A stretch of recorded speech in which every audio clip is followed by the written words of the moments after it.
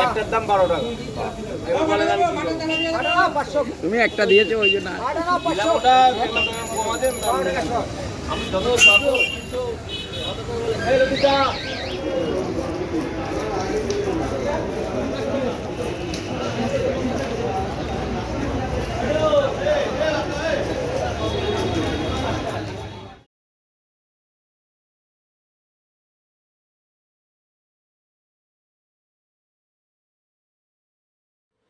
ফলই মাছ তো আপনারা এটাকে ফলই মাছ বলি, অনেকে ফলি মাছ বলে। একটু কাটা হয় বেশি। আপনারা তো অনেকভাবেই খান, অনেকভাবেই রান্না করা যায়। আজকে আমি যে রান্নাটা করব একদম পাতলা ঝোল, মানে গরমে খুব উপযুক্ত। বা যাদের পেটের সমস্যা আছে তাদের পক্ষে এই রান্নাটা খুব উপযুক্ত। দেখুন স্টেপ বাই স্টেপ আমি কীভাবে এই রান্নাটা করি। প্রথমে আমি হলুদ দিলাম। আচ্ছা সরি, যদি মাছটা ছোট থাকে তাহলে আপনারা এটাকে আস্তই রাখতে পারেন, না এরকম কাটার দরকার নেই। যদি একটু মিডিয়াম সাইজের হয় 2-8 করে নিতে পারেন, আর এরকম হলে পরে আপনারা পিস করে নিতে পারেন। কেন এত বড় মাছ তো রান্না করা যায় না, সেই বুঝে আপনারা আপনাদের সুবিধা মতন করে নেবেন। এবার নুন হলুদ মাখিয়ে আমি এটাকে রেখে দেবো। ভালো করে নুন হলুদ মাখিয়ে রেখে দেবো। এই রান্নাটা খুব উপকারী একটা রান্না। আপনারা অবশ্যই একদিন এভাবে রান্না করে আমাদের কমেন্ট বক্সে জানাবেন যে কেমন খেলেন এই রান্নাটা।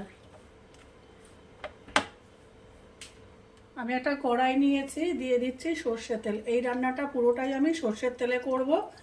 এই মাছগুলো সাধারণত রিফাইন্ড অয়েল বা সাদা তেল আমরা যেগুলো বলি সেইগুলো তেলে ভালো হয় না। এগুলো একটু সর্ষের তেলেই রান্নাগুলো ভালো হয়। তেলটা এবার গরম হবে, সেই পর্যন্ত একটু আমাদের অপেক্ষা করতে হবে।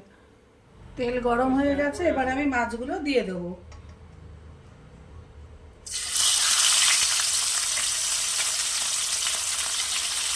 এদিকে বোয়াল মাছ ভাজতে গিয়ে আমার হাতে একটু তেল ছিটকেছে।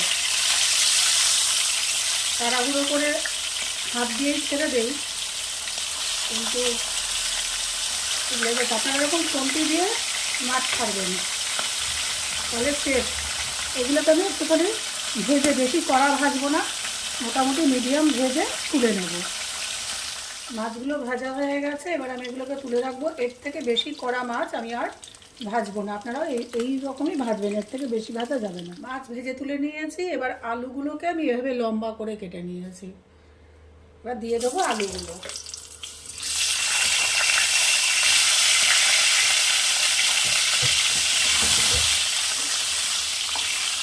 আলুগুলো ভেজে নেব।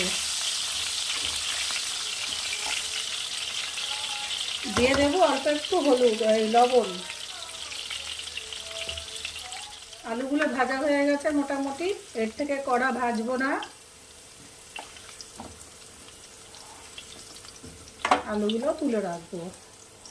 এবার এই তেলেই আপনারা যদি মনে করেন একটু তেল কমিয়ে নেবেন, অল্প তেলে রান্না করবেন, আর একটু তেল কমিয়ে নিতে পারেন, কোনো সমস্যা নেই। আচ্ছা এই তেলেই আমি দিয়ে দিচ্ছি একটু কালো জিরা ফোড়ন।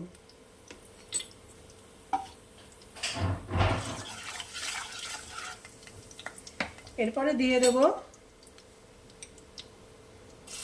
জিরা বাটা। আপনারা এখানে জিরে গুঁড়ো ব্যবহার করতে পারেন। জিরে গুঁড়ো ব্যবহার করলে আগে একটু জলে গুলিয়ে রাখবেন, একদম ডাইরেক্ট গুঁড়োটা তেলের মধ্যে ছাড়বেন না। একটু দিয়ে দিলাম জিরে গুঁড়ো। আচ্ছা দিয়ে দিচ্ছি এর মধ্যে একটু টমেটো বাটা। এই যে আমি এরকম একটা বড় টমেটো বেটে রেখেছি, এর মধ্যে একসাথে দিয়ে দেবো টমেটো বাটা। এই দুটো একসাথে কষানো হবে, একসাথেই আমি এটাকে কষাবো, আলাদা আলাদা কষাবো না।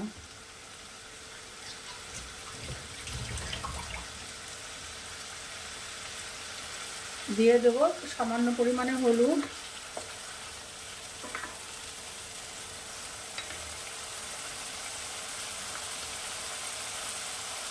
সামান্য পরিমাণে স্বাদ মতো দিলাম লবণ।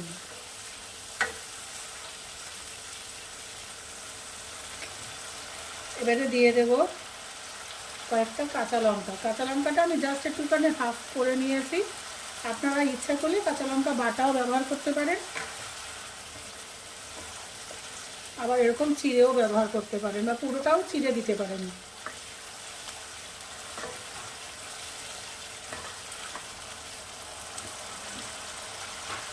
এটা কষাতে কষাতে আমি এর মধ্যে দিয়ে দেবো ভেজে রাখা আলুগুলো। আলুটাও এর মধ্যে সিদ্ধ হতে থাকবে কষাতে কষাতে। আমার রান্নাগুলো বা রেসিপিগুলো যদি আপনাদের ভালো লেগে থাকে তাহলে আমার চ্যানেলটিকে অবশ্যই সাবস্ক্রাইব, লাইক, শেয়ার, কমেন্ট করবেন, আমাকে সাপোর্ট করবেন,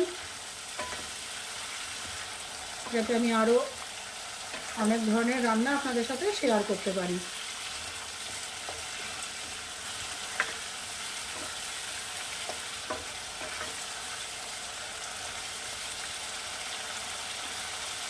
ব্যাস এভাবে একটু কষবে।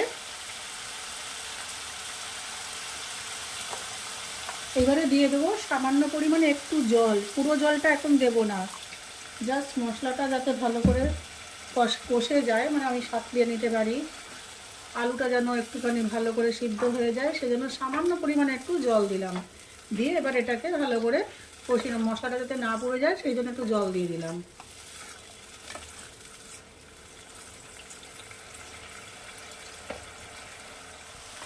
দেখুন এখানে মশলাটাও ভালো করে কষে গেল, আলুটাও প্রায় সিদ্ধ হয়ে আসলো। এইবারে আমি এখানে দিয়ে দেবো একটু উষ্ণ জল, দিয়ে দেবো।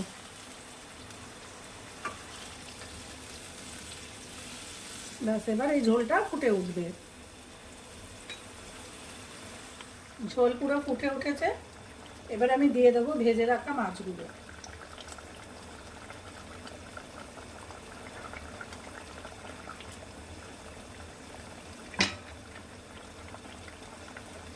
মাছগুলো দিয়েও আমি মিনিট খানেক ফুটিয়ে নেব, হাই ফ্লেমেই ফুটিয়ে নেব।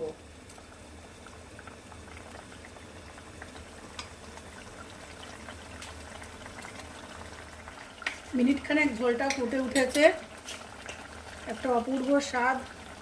দিয়ে দিচ্ছি সামান্য পরিমাণে একটু চিনি। আপনারা অবশ্যই একদিন এরকম পাতলা ঝোলটা খেয়ে দেখবেন। আপনারা যদি মনে করেন জিরে বাটা এর থেকে কম দেবেন তাও দিতে পারেন, কোনো অসুবিধা নেই। এবারে নামানোর আগে আমি একটু দিয়ে দেবো ধনেপাতা কুচি, দিয়ে এটাকে আমি এবার রেখে দেবো ঢাকনা চাপা দিয়ে। তারপরে সার্ভ করবো। ফিরে আসছি আপনাদের সাথে প্লেটিং করে।